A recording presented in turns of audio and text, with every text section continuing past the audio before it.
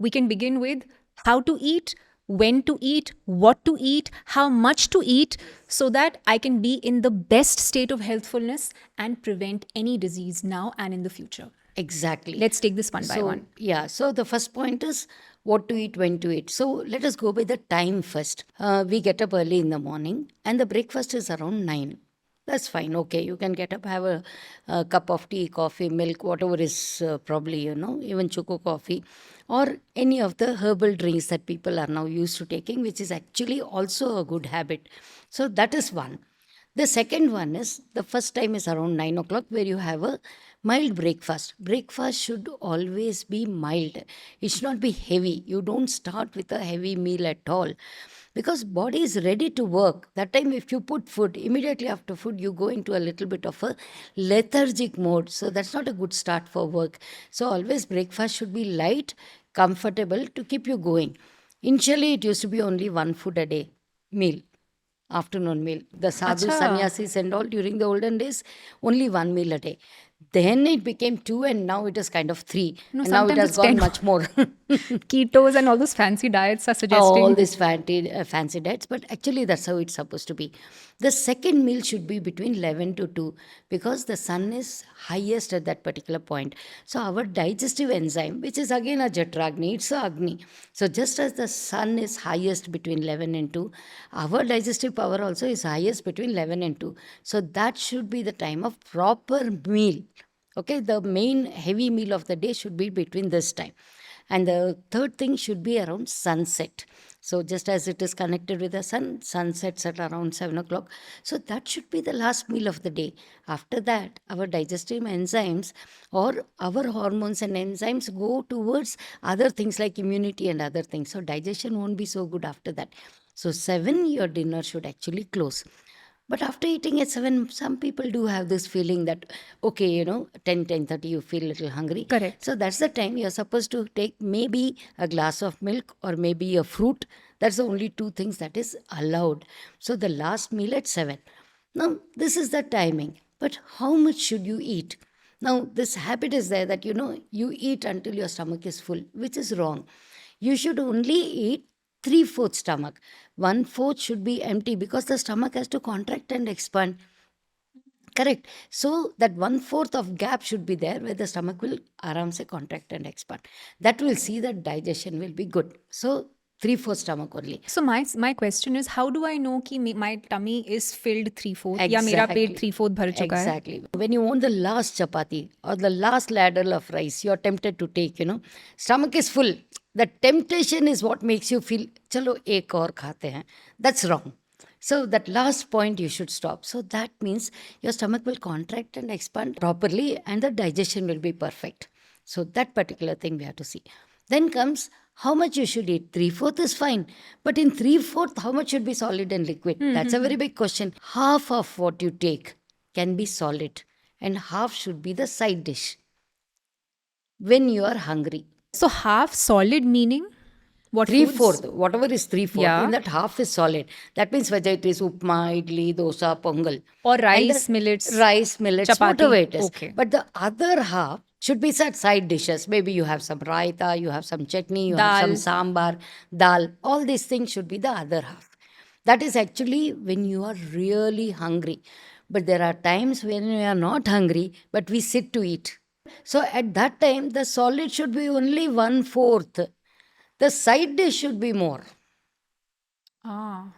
Same thing for a person who is obese. He is obese, he is supposed to eat less. No, that's not the time he goes half-half.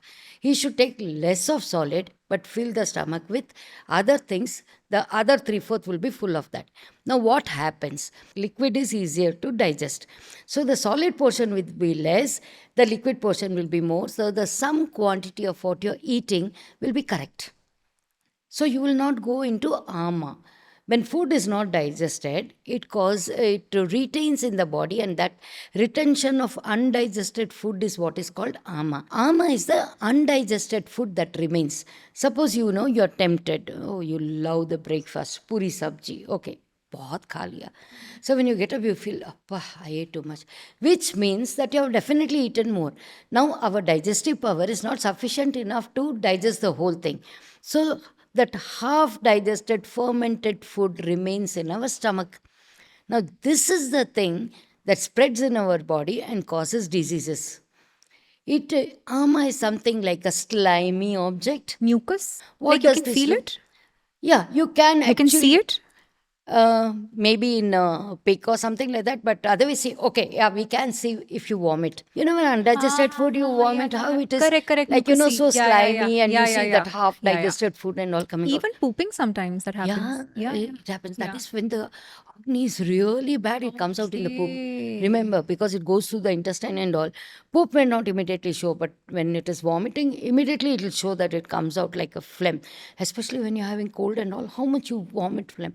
All those are not digested. What does it do? It goes and gives a coating on the intestine. The intestine gets coated. So now what happens? Like the pipe. You open the pipe and you see that whole black thing is coated. How can anything get absorbed in that?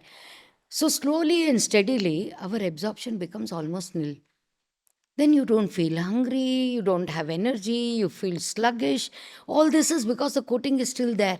So, why do you do fastam? Why do you have to fast? It was compulsory in those days. They used to say one Thursday or one Saturday, don't eat at night. At least one time you go hungry, go Or light. Ekadashi. Ekadashi is full day.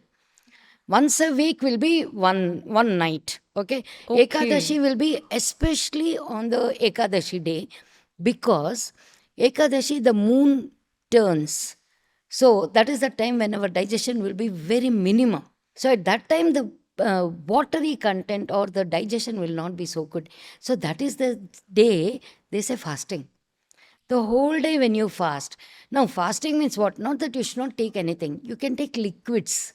So, what you do, breakfast and dinner, you take liquids. But then the other things, you can go in for soups, kanjis, things like that. So, that whole day when you take liquids, it gives time for your food to digest the unwanted digested particles existing in your body. Okay. So, this is how we are supposed to fast. Krishna Jayanti, for example, Yeah, most of the Krishna Jayanti will be preparing so many dishes, right? correct. So morning, whole day they will fast Yeah. because he was born at night. Oh. So night they'll do all that naivedyam and all. That day alone they will eat at night. But because of that, they fast right from morning to night. They don't take anything except maybe a cup of coffee. For a traditional person who was doing it, that's how they do it. And along with that, in the end, the one main thing which they always insist to prepare is chukku vellam. That is dry ginger and jaggery powder. They make a laddu, no?